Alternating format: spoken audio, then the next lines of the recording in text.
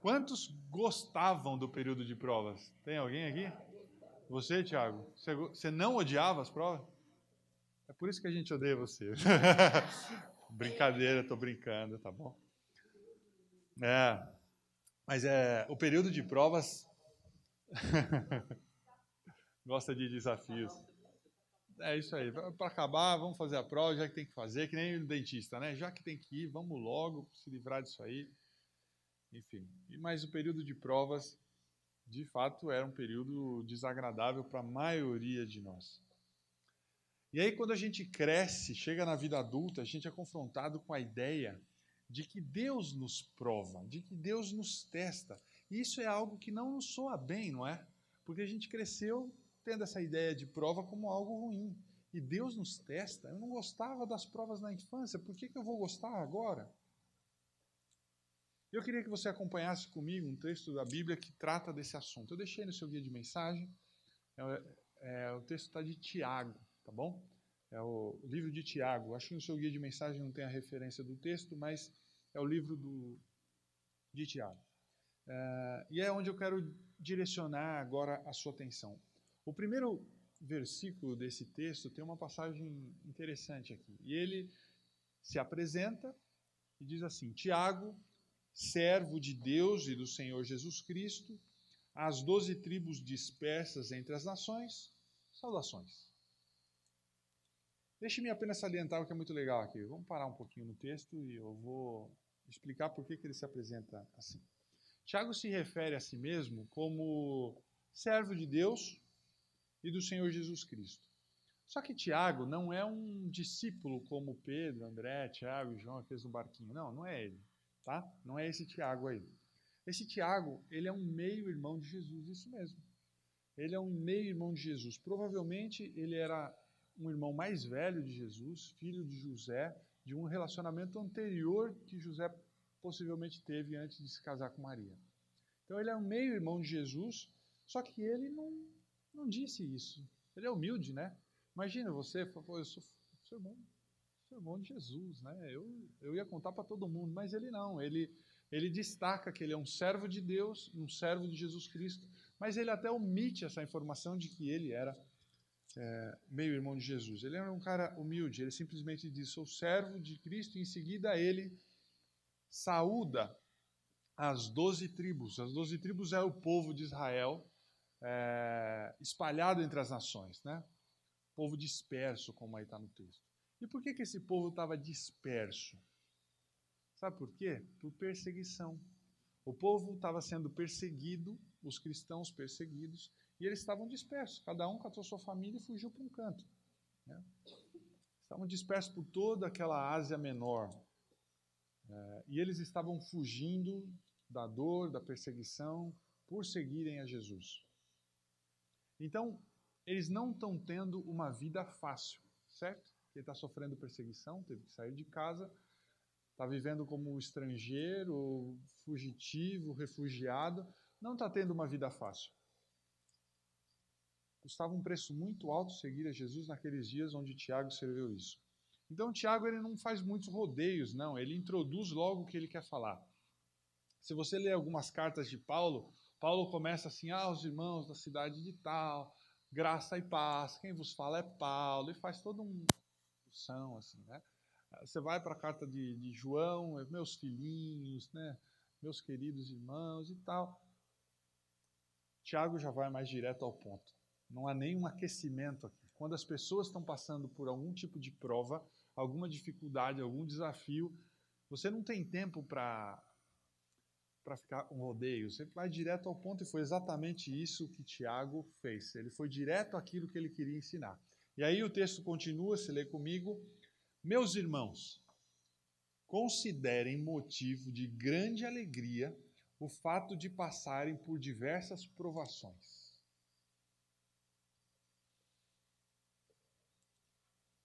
Como assim?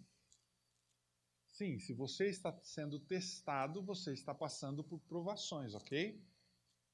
Se a vida te apresenta um desafio e você está sofrendo com isso, aí vem Tiago e fala: considere isso alegria. Lembre-se, Tiago estava falando para um público que estava sofrendo perseguição. Uma das razões que é difícil para nós entendermos logo de cara essa questão da alegria é porque a gente confunde alegria com momentos de felicidade, momentos felizes. Felicidade é algo raso, efêmero. Tipo assim, o que me deixa feliz hoje, o que me dá momentos de felicidade é olhar a tabela do Campeonato Brasileiro e ver meu time lá na frente, milhas e milhas e milhas distante do segundo colocado. Isso me traz felicidade. Mas concorda que é um negócio efêmero, pode mudar daqui a pouco. Enfim, tomara que não, mas a felicidade está a um universo de distância da alegria, do objeto da alegria que Tiago se refere aqui. Talvez você olhe para mim e fale assim, olha, mas tá, ok, mas o que você sabe dessa coisa de ser testado, de ser provado, de passar por provações, por passar de dificuldades? E você veio aqui hoje me dizer que é para eu ser alegre mesmo em meio ao sofrimento, é isso? Quem é você? O que você sabe disso? Pois bem, eu já tive também alguns desafios. Deus tem sido muito bom comigo. Mas eu já fiquei internado num hospital durante 15 dias, sendo 7 na UTI, sem ter certeza se eu ia sobreviver ou se eu ia morrer. Eu já vi minha mãe sendo tratada de câncer por 2 vezes. Com 1 ano de casado, a minha esposa teve um câncer. Eu já fiquei desempregado. Enfim, quando minha filha nasceu, depois de levar para casa, 2 dias depois eu tive que levá-la de volta para o hospital por uma suspeita de infecção, e lá ela ficou 5 intermináveis dias numa UTI, enfim, etc, etc, etc. Assim como você, eu também passei por provações, e todos nós passamos, e já enfrentei desafios. Enfim, é algo comum a todos nós aqui. Eu acho que esse tema vai tocar a todos nós. E quando você está passando por algumas das provações doloridas, as coisas que as pessoas dizem que te levam para a felicidade não têm valor real. Quando você está passando por dor mesmo, por desafio, aquilo que te traz felicidade, ou que as pessoas dizem que traz felicidade, não tem valor nenhum. Não tem sentido. Na alegria, queridos, há algo muito mais profundo, há algo melhor, há algo mais. Posso te dar uma definição de alegria? E anote no seu guia de mensagem aí, para você guardar essa definição com você. A alegria é uma delícia sobrenatural. É uma delícia sobrenatural. Porque a alegria é algo que vem de Deus. Então é sobrenatural. Nunca diga, olha, hoje eu vou sair de casa e só vou voltar para casa a hora que eu tiver um pouco de alegria. Pode ser que você vai demorar muito tempo na rua, porque você não vai conseguir comprar essa alegria no shopping, não vai comprar essa alegria no bar, não vai conseguir em lugar nenhum. Porque a alegria é algo sobrenatural, é algo que vem de Deus, ok? E eu queria dar 3 aspectos da alegria. É algo que vem de Deus, porque, anote aí no seu guia de mensagem rapidinho, a alegria, a gente encontra uma delícia sobrenatural na pessoa de Deus. O senso da presença de Deus ao seu lado, isso te traz alegria. É difícil de explicar, mas se você sabe que Deus está com você, isso basta para te dar alegria. A outra questão é que a alegria é uma delícia sobrenatural, e anote aí também, nos propósitos de Deus. Saber que Deus está fazendo algo por você, ou melhor ainda, que Deus está fazendo através de você, isso é uma alegria que não dá para medir. E a terceira alegria é uma delícia sobrenatural, a terceira razão é que é no povo de Deus. No povo de Deus. Às vezes as pessoas me falam assim, olha, já aconteceu muito isso aqui. Chegam para mim e falam assim, nossa, eu venho sempre no encontro por conta das mensagens. Ou outros vêm assim, olha, eu venho pelo encontro porque eu adoro as músicas, eu adoro os músicos, eu adoro o louvor. Tem gente que vem pela comida, enfim. Mas eu vou te dizer, uma das principais razões que te trazem aqui semana após semana, alguns anos após anos, é porque você está animado para ver outras pessoas que também amam a Deus. E é por isso que a gente usa como slogan um lugar onde pessoas encontram pessoas e pessoas encontram Deus. Porque a gente está animado, quer ver pessoas iguais a gente que amam a Deus e a gente gosta de estar junto. Não sei se você já teve essa experiência alguma vez, você está no aeroporto, você está na fila do banco, no ônibus, no metrô, sei lá, você começa a puxar assunto com uma pessoa e em menos de 3 minutos você vai virar para ela e falar assim, olha, você é cristão, não é? E aí eu falo, sou, e você? Eu também sou. E aí começa aquela conversa, aquela... Não tem alegria nisso? Alegria nisso. Alegria é uma delícia sobrenatural na pessoa de Deus, nos propósitos de Deus e no povo de Deus. Então vamos voltar para o texto lá de Tiago. E Tiago disse assim agora, meus irmãos, considerem motivo de grande alegria o fato de passarem por diversas provações. A palavra-chave nesse texto aqui, eu até grifei na tela, é essa palavrinha aí do versículo 2. Tiago diz, considerem. Aqui a ideia é contar, analisar, pesar. Você nunca vai chegar à conclusão de que uma provação pode se tornar alegria sem considerar essa questão, sem parar para pensar. Você tem que contar isso. O texto, numa tradução literal, fala que é pressionar a mente. Então você pressiona a sua mente para que você comece a entender por que a aprovação é alegria. Você tem que calcular. Eu vou contar uma história para você aqui. Eu estava no colegial, isso devia ser 94. Eu estudava numa escola muito grande no bairro da Lapa. E aí um dia eu estava na classe, no meio da aula, o Bedel interrompe a aula. Quem é o Wesley aqui? Normalmente, quando um aluno é chamado na sala para ir para a diretoria, os outros fazem, né? Porque vai tomar bronca, tomar advertência. Mas não era o meu caso. Eu vi que os meus amigos também perceberam. Ficou um tom solene lá, né? Ser tirado do meio da aula. E eu já sabia que a notícia não era boa. Porque, enfim, minha mãe tinha passado alguns problemas do coração na época. E a primeira, não tinha celular, né? Então alguém ligou para a escola para me chamar. Então a primeira coisa que passou pela minha cabeça foi, aconteceu alguma coisa com minha mãe. E eu saí e perguntei para o inspetor, e aí, o que foi? Eu falei, não, o diretor vai falar com você, o diretor barradono da escola, nunca tinha visto, como assim eu vou falar? Não, mas fala aí. Eu falei, não, lá eles vão falar com você, e não dava muita trela para mim. E aquele caminho da minha sala até a diretoria foi uma maratona, né? Aí o diretor chega para mim, com aquela cara fúnebre, e fala assim, tem uma notícia não muito boa para te contar, não sei o quê, coração na garganta, e falou assim, o seu morreu, e o seu pai ligou aqui pedindo para você ir para casa. Eu vou te dizer que deu um alívio. A notícia era ruim, mas o meu avô era uma pessoa que eu não tinha muito contato. Ele tinha se distanciado da família, eu não cresci conhecendo o meu avô. Um pouco antes de ele morrer, ele reatou contato com ele, enfim, sabia quem era, mas não era alguém muito próximo. Então, foi por dia entre a mãe e o avô, o alívio foi maior. Concorda? Mas não é esse tipo de consideração que eu quero que você faça quando está passando por um sofrimento, tá? Olha, eu estou passando por esse sofrimento, mas eu vou ficar alegre com isso porque podia ser bem pior. Não é esse tipo de consideração que eu quero que você faça, tá bom? Você tem que contar, você tem que calcular, entender por que isso está acontecendo com você, o que você vai tirar de bom nisso, como isso vai te fortalecer. Essa escalada vai te deixar mais forte, o caminho que te fortalece.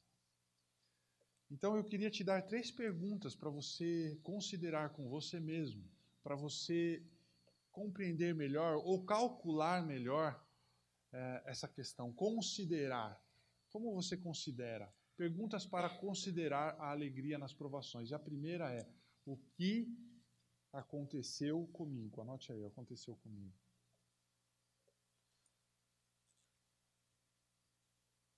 Quando você estiver passando por alguma questão, você se pergunta: o que aconteceu comigo? O que está acontecendo comigo? Seja bem específico, tá? Do tipo: olha, meu filho está se rebelando contra mim. Eu perdi meu emprego, estou à beira da falência, eu estou doente, eu estou me divorciando. Sem textão, né? Seja bem específico. Eu acho isso muito importante porque, às vezes, a nossa mente ela não nos permite sermos específicos. A gente, às vezes, não se encontra exatamente na raiz do problema. Então, seja o mais específico que você puder quando responder essa pergunta. A segunda pergunta para considerar é: por que eu estou aqui na Terra? Já parou para pensar por que você está aqui na Terra? Por que você respira? Eu acho essa uma pergunta muito importante. Terceira pergunta. A gente vai voltar na número 2, tá? Fica tranquilo. A terceira pergunta. Como que está acontecendo comigo? Fortalece a razão pela qual eu ainda estou aqui.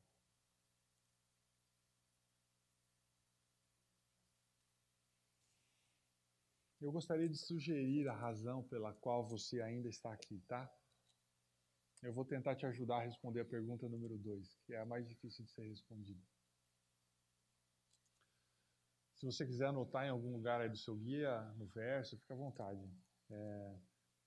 Você está aqui na Terra ainda para mostrar a superioridade da vida vivida em Deus.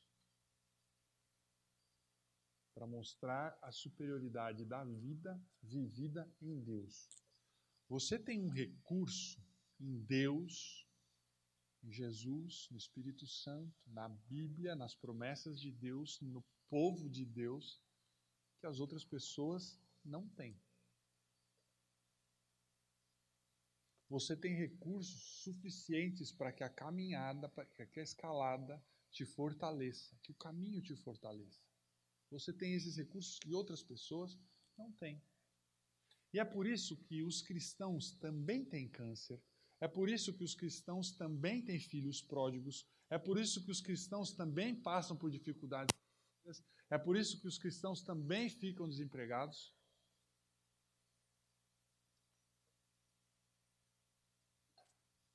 É para mostrar para as outras pessoas que mesmo em meio às provações é possível ter alegria. Eu me lembro muito bem de um dia, 9 de maio de 1998, há 19 anos, portanto. Um grave acidente de ônibus matou 16 jovens adventistas. Eu tenho algumas imagens aqui, ó.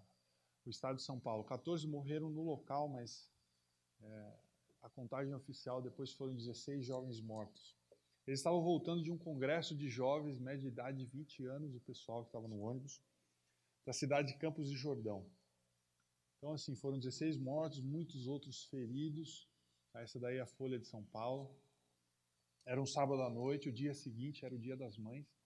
Esse evento foi uma comoção nacional e muito grande para nós, adventistas, né? Aqui umas imagens do ônibus, de como ficou o ônibus, uma árvore atravessou o ônibus, enfim. Foi um dia triste, um triste Dia das Mães. Aquele domingo só se falou nisso na televisão nacional, enfim, foi uma comoção no país inteiro por conta desses jovens, tinha até criança de 1 ano e 6 meses nesse acidente aí também.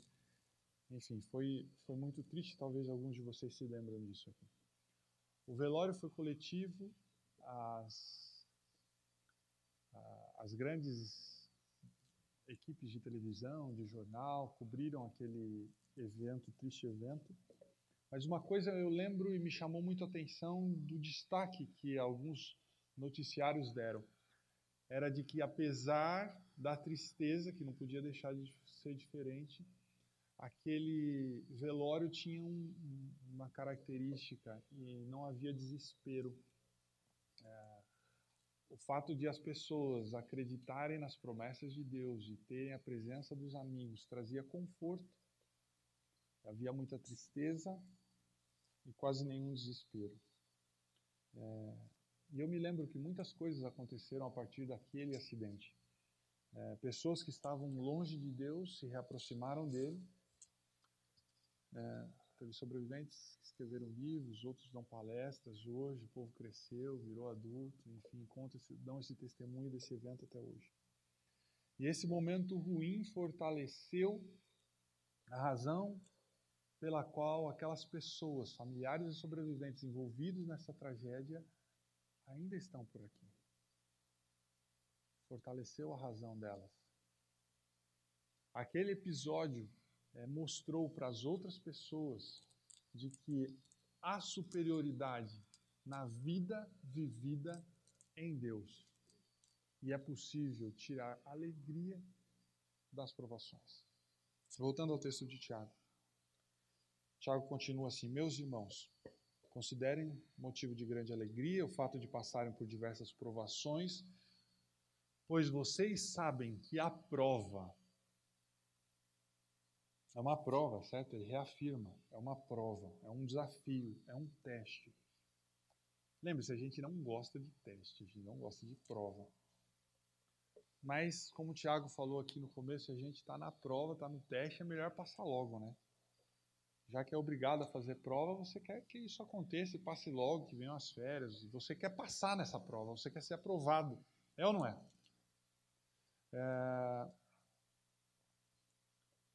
Eu, quando fazia a prova, eu fazia questão de ser o primeiro da sala a terminar. Eu ficava agoniado lá, porque aquela sensação é muito ruim, de estar sendo avaliado. Então, eu nunca tive aquele hábito de revisar todas as perguntas para ver se eu lembrei de alguma coisa, não. Eu fiz, cheguei no final da prova, professor, terminei e está aqui. Às vezes não podia nem sair da sala, mas só o fato de ter entregado a prova e estar tranquilo, aquilo para mim era uma sensação de alívio. Mas quando alguma coisa sem sentido está acontecendo com você e você está passando por uma prova, você quer entender o porquê, é uma coisa que talvez te conforte daqui para o resto da sua vida. Você está sendo testado. Quando você não entender o que está acontecendo com você, saiba, você está sendo testado, tá bom? Vire para o seu amigo do lado e fala, você está sendo testado. É um teste, tá bom? É uma prova, minha fé está sendo testada. Você já teve um professor que fala assim, ó, semana que vem vai ter a prova, mas essas aqui são as perguntas que vão cair na prova. Beleza, né? Eu vou te contar uma melhor ainda. Eu tinha um professor na faculdade de Direito, professor de Filosofia, professor Walter Ramalho.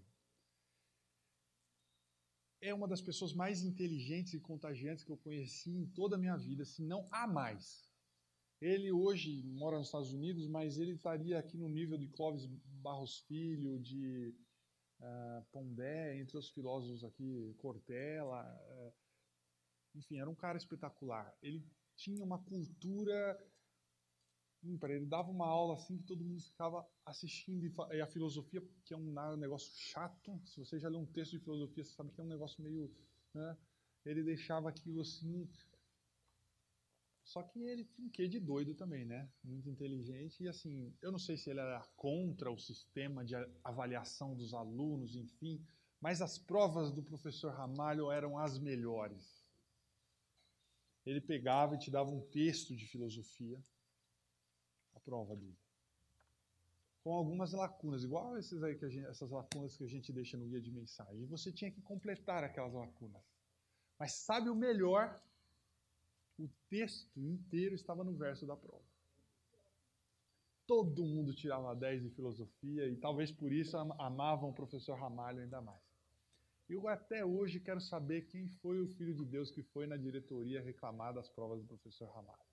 Que aquelas provas não avaliavam ninguém. Mas enfim, sempre tem um aluno que vai estragar. E o professor foi até mandado embora por conta disso. Mas aquelas provas eram as melhores. Tinha gente que até errava a questão de propósito, porque falou assim, meus pais vão estranhar em casa eu tirar 10 em tudo, né? Então errava uma outra questão lá, mas de propósito. As provas dele eram as melhores. Que pena que não é assim na vida, né? Os desafios que a vida apresenta, eles não são tão simples assim como as provas do professor Ramalho. E a gente precisa passar na prova, não pode ser reprovado. Eu quero sugerir para você 3 questões de novo. Como a gente deve passar pelo desafio. E aí são questões que você tem que perguntar para você mesmo e responder com sinceridade. A primeira questão é: você acredita que Deus está no controle?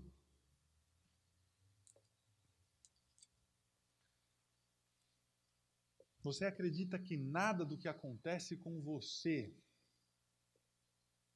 filho de Deus, acontece sem que Deus saiba? Deus está no controle, Ele sabe de tudo, Ele permite. Deus governa o universo com os pés para cima, sabia? Ele não está tenso, ele não está nervoso, a testa dele não está suando, ele não fica esfregando a mão de nervoso, roendo unha. Sereno como alguém que tem o controle de tudo. Você acredita nisso? A pergunta que você tem que fazer para você mesmo: você acredita que Deus é bom?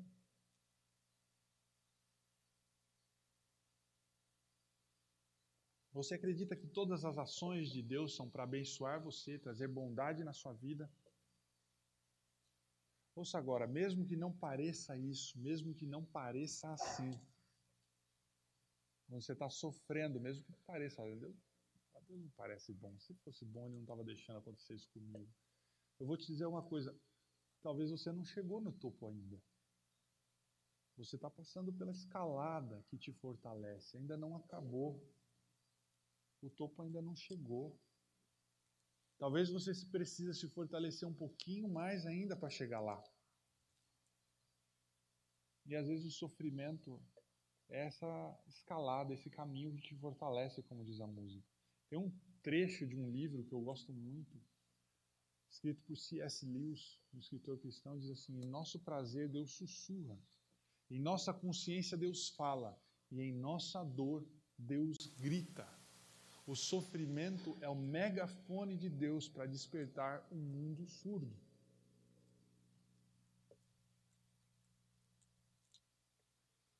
Você acredita que Deus está no controle? Você acredita que Deus é bom? E aqui talvez esteja a terceira e mais difícil questão que você tem que estar disposto a responder. E eu quero que você passe no teste, eu também quero passar no teste, eu quero que você responda comigo. Você está disposto a esperar na fé até vê-lo? Semana que vem a gente vai desenvolver um pouquinho mais essa questão aqui. Passageiros prestes a partir, mas você está disposto a esperar na fé até ver Deus? Talvez você chegue assim para Tiago e fale: Tiago, você está dizendo aí que Deus está no controle, mas eu não estou vendo isso. Sim, eu acredito que Deus é bom, mas eu tenho que te dizer, a gente não está vendo isso acontecer lá em casa, não. A gente não tem elementos para dizer que Deus é bom com tudo que está acontecendo na minha família. Eu não tenho nada que eu possa apontar para dizer essas coisas que você está falando aí são verdadeiras. Eu gostaria de acreditar em tudo isso, mas olha só minha vida.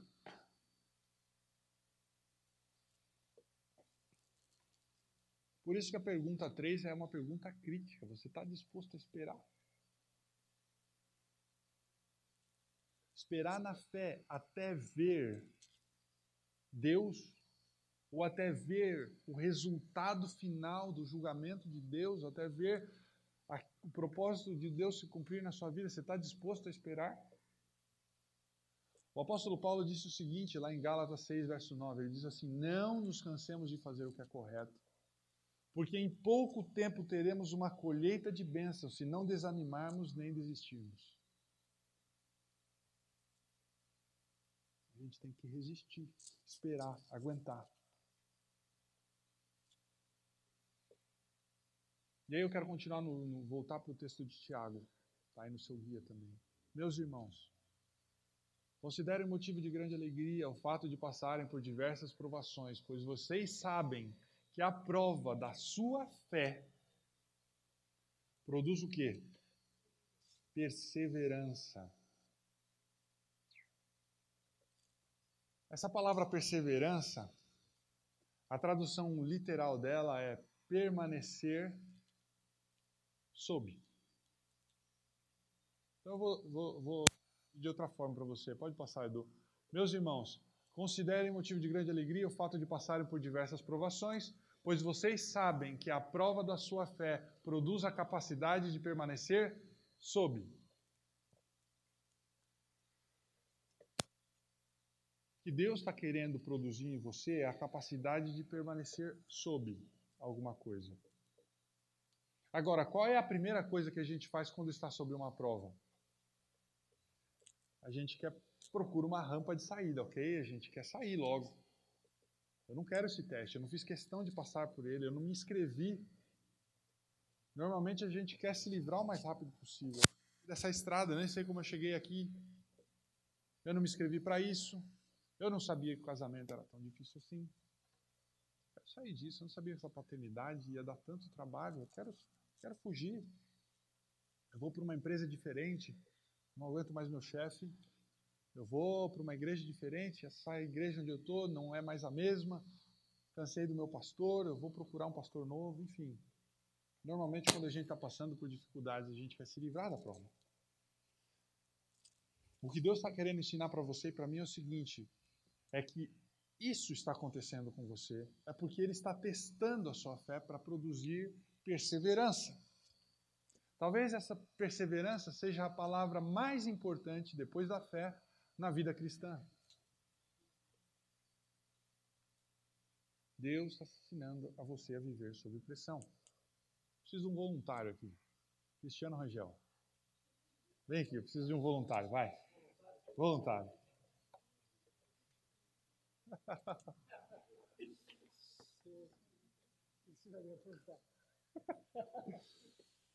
Perseverança é pressão, certo? Tá tudo bem aí? Não, quando você está sendo pressionado, qual que é a vontade que você tem aqui? Sai fora, né? Quando eu comecei, fica mais um pouquinho aqui. Quando eu comecei a namorar a Erika, eu via os casais andando abraçados no shopping, mas eu sou muito alto, ficar abraçando aqui, ficava, né? E a minha tentação sempre foi botar o braço assim, e tanto que ela livra, não, assim não, porque você também faz isso, Luciane? Ah, dá uma raiva, né? Porque você não aguenta a pressão. Obrigado, Luciano. Era só, Cristiano, era só isso. Palmas para o Cristiano. É muito simples. Quando você é pressionado, você não quer ficar sob pressão. Você quer se livrar da pressão, você quer sair. É incômodo, é desconfortável. E aí a gente faz exatamente o mesmo quando a vida nos pressiona. Quando a pressão está sobre, nós estamos querendo encontrar uma maneira de sair de baixo. E normalmente a gente tem uma reação de atacar as outras pessoas. Ó, Senhor, se eu estou sendo punido, se esse é um castigo que o Senhor está me dando, é o seguinte, eu sou muito melhor que o fulano, que o ciclano. Vou fazer uma delação premiada aqui, Senhor, porque se eu sou ruim, imagina o fulano, e aí, por que não está acontecendo isso com ele, está acontecendo comigo? E às vezes a gente fica agressivo, começa a atacar as outras pessoas, fazendo os outros sofrerem porque a gente está sofrendo. Outra coisa que a gente faz com bastante frequência também é que, como eu já disse, a gente paga a fiança, a gente quer sair. A gente paga o preço que for para se livrar dessa prova. Eu vou embora daqui, eu não quero ficar, enfim, já cansei desse casamento, eu vou embora.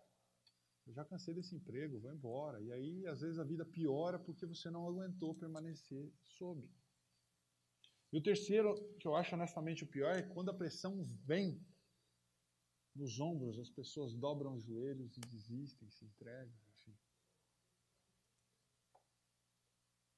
A pressão veio no ombro, se ajoelha e fala assim, ó Senhor, eu não aguento, então seja o que Deus quiser, deixa a vida me levar, enfim. Mas o apóstolo Paulo diz, como no texto que a gente leu agora há pouco, não nos cansemos de fazer o que é correto, pois ao tempo certo teremos uma colheita de bênçãos se não desanimarmos nem desistirmos. Nenhuma dessas coisas são boas. Permanecer sob vai te fortalecer. Atacar não é perseverança. Pagar a fiança não é permanecer sob. Dobrar, se entregar, desistir, não vai te fortalecer. Deus está fazendo uma coisa impressionante em nós. está tentando construir em nós capacidade de permanecer sobre. Aí você fala, mas ok, eu já entendi que eu tenho que perseverar, eu já entendi que eu tenho que resistir, eu já entendi que eu vou ter que considerar tudo isso como uma alegria, mas qual é o prêmio? Quando eu fazia provas na escola, eu era aprovado, eu saía de férias, ganhava os parabéns dos meus pais, talvez algum presente, mas e agora? Qual é o prêmio? O prêmio que está aí na Bíblia, no texto, no verso seguinte, diz assim, e a perseverança tenha a sua obra perfeita, para que sejais perfeitos e completos, não faltando coisa alguma. Se eu permanecer sob, se eu aprender, se eu desafios, o que eu recebo com isso, você vai sentir que o caminho te fortaleceu. A ponto do seu caráter ser considerado por Deus perfeito, completo, sem faltar coisa nenhuma. O que Deus está querendo dizer aqui é que a perseverança, a escalada para o topo, é um funil onde todas as outras virtudes cristãs passam. Então, se Deus conseguir te dar ou colocar em você perseverança, Ele pode te dar todo o resto, porque aí o seu caráter vai se tornar perfeito. Ele pode te dar todas as outras virtudes, Ele pode fazer você uma pessoa mais amorosa, Ele pode te dar mais discernimento, Ele pode deixar você mais compassivo com aqueles que passam necessidade. A perseverança, como eu disse, é um funil onde todas as outras virtudes podem ser colocadas e elas passam. E essa é a razão porque você considera tudo como alegria, porque agora você entende isso. Quando o desafio chega, você entende que é Deus que está te testando. Não é algo aleatório que caiu na sua vida. É Deus que está se dirigindo em direção a você para fazer algo em você, através de você, por você, para criar em você perseverança. Você não é a mãe ou o pai que Deus deseja que você seja ainda. Você não é o cristão que Deus imaginou que você deve ser ainda. Você não é o melhor profissional, o melhor empregador que você poderia ser ainda. E como é que você vai ser? Testes, provas, desafios vão te levar até lá. É por isso que eles existem. Tem um texto na Bíblia que o profeta Jeremias disse assim, então fui à casa do oleiro e o vi trabalhando com a roda. Mas o vaso de barro em que ele estava formando estragou-se em suas mãos e ele o refez, moldando outro vaso de acordo com sua vontade. Esse texto traz a descrição de um artista trabalhando com barro, argila, uma matéria-prima sem valor nenhum. E diz que o artista vai moldando o vaso, o barro. Essa palavra moldar no hebraico que foi escrito no Antigo Testamento significa apertar. Apertar. Eu sei que o barro é um ser inanimado, não sente dor, mas se ele sentisse dor, ele ia ficar muito incomodado com esse processo de moldar, de ser apertado, de receber pressão. Esse texto é uma clara alusão de Deus, o artista, e nós, seus filhos. Nós queremos ser produtos de grande valor, mas a gente não quer passar pelo processo de ser moldado, de receber a pressão. Essa é a nossa realidade. Esse é um assunto muito complicado. A gente vive num mundo quebrado e doente. Deus não é o autor do mal, muito contrário. Os planos originais dele eram muito diferentes. E às vezes é muito difícil entender e às vezes mais difícil ainda explicar por que é que coisas ruins acontecem com pessoas boas. Até próprio Salomão diz que isso é algo que para ele não faz sentido algum. É um mistério. Mas o que a Bíblia ensina é que Deus usa cada evento ruim da nossa vida numa oportunidade de cumprir os seus propósitos em nós, moldar o nosso caráter, nos fortalecer. Eu contei para você alguns desafios que eu tive na minha vida. E eu não sou a mesma pessoa que eu era antes disso. Não sou. Mas eu também não quero voltar a ser aquela pessoa que eu era. Por conta de tudo que eu já passei hoje, eu posso dizer que eu sou um pai melhor, posso dizer que eu sou um marido melhor, que eu sou um cristão melhor, que eu sou um cidadão melhor, que eu sou um profissional melhor. E eu aposto que com você é a mesma coisa. Você não pediu para passar por aquilo, você não quis passar por aquilo, mas você também não quer ser a pessoa que você era antes daquilo. A sua maturidade, a sua força é maior do que era antes. Eu lembro de muitas vezes eu ter vontade de desistir de alguma coisa, até que Deus, mesmo no meio do caos, Ele mostrava para mim, dava claros indicativos de que mesmo no meio daquele caos, Ele estava fazendo algo. A dor, queridos, que sofremos quando estamos passando por um processo desse, é porque nem sempre sabemos o que Deus está fazendo. A gente quer saber, mas às vezes a gente não sabe. E aí, Tiago também fala que, e é o último texto que eu vou ler com vocês hoje. Tiago 1, verso 5. Fala assim: se algum de vocês tem falta de sabedoria, peça a Deus que a todos dá livremente, de boa vontade, e lhe será concedida. De vez em quando eu orei, aqui quando eu estava fazendo uma prova, um concurso público, né, Senhor? Eu não estudei para essa prova, então, por favor, deixa cair um pouquinho de sabedoria aqui e tal. Mas isso não funciona muito bem não, viu? Já posso te dizer. Deus não responde muito bem a ultimatos. Mas o texto não está falando desse tipo de sabedoria aqui. Qual é o contexto? O contexto é a prova. O contexto é a aprovação. O contexto é o desafio.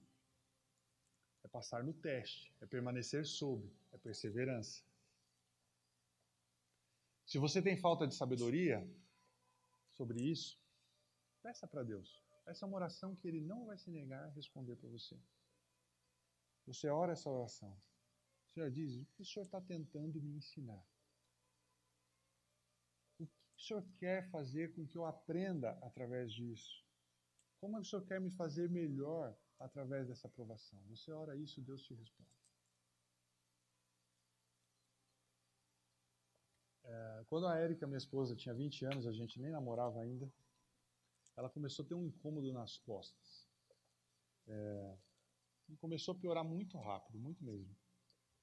E após ela investigar, ela descobriu que era um câncer.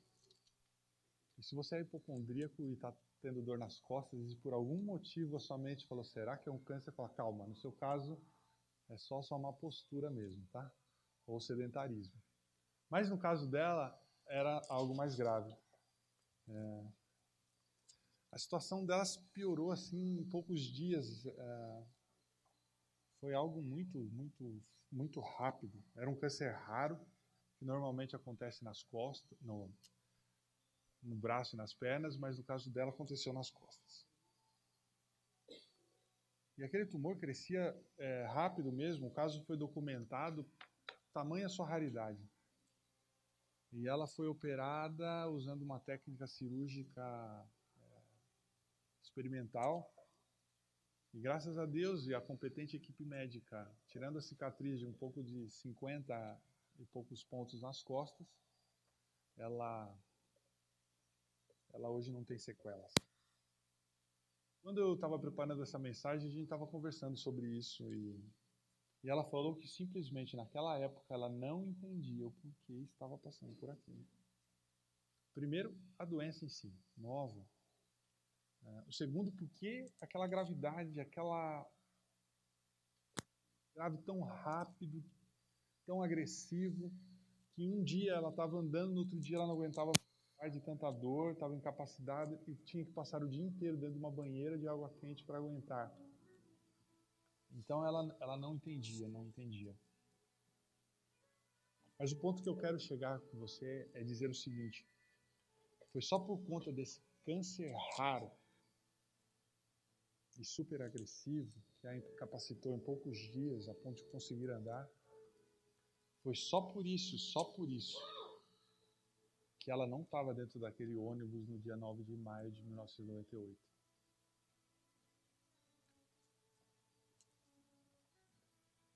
Ela perdeu alguns amigos. A melhor amiga dela na época foi uma das que ficou gravemente ferida e até hoje sofre com sequelas. Eu não estou dizendo que Deus causou câncer. Eu também não sei o que aconteceu com ela não aconteceu com os outros que perderam a vida, infelizmente não sei. Eu só sei que Deus usou aquele evento ruim para salvar a vida. Para salvar a vida dela. Deus usou aquele evento que ela não entendia para fazer algo grande, um propósito nela, através dela. E eu sou grato por isso. Quando eu olho para ela, para a vida dela, e olho para esse evento, eu considero isso uma alegria. Eu tenho certeza que Deus fez algo na vida de cada pessoa e família envolvida naquela tragédia. Deus fez. Como fez na vida dela. Deus fez algo também na vida dela, na vida daquelas pessoas, e Deus fez algo na sua vida também. Talvez esteja fazendo hoje. Não é sobre chegar no topo do mundo e saber que venceu. É sobre escalar e sentir que o caminho te fortaleceu. Meus irmãos, considerem motivo de grande alegria o fato de passarem por diversas provações, pois vocês sabem que a prova da sua fé produz perseverança. E a perseverança tem a sua obra perfeita, para que sejais perfeitos e completos, não faltando coisa alguma. Posso orar por você? Pai querido, concede a cada um aqui a sensação de que Tu está trabalhando, mesmo quando a gente não vê.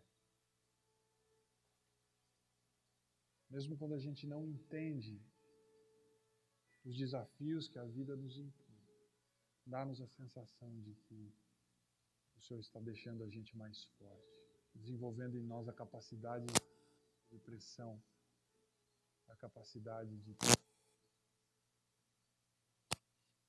A gente, Senhor, dê o Teu conforto, a Tua alegria. Permaneça conosco nessa próxima semana, desconhecida para nós, dê a Tua proteção e orientação. É o que nós pedimos em nome de Jesus. Amém. Queridos, muito obrigado por terem ficado aqui. Não se esqueçam da próxima semana, essa série se encerra, tá bom? Se você vai vir aqui hoje à noite, eu faço votos que você tenha um bom momento aqui conosco, tá?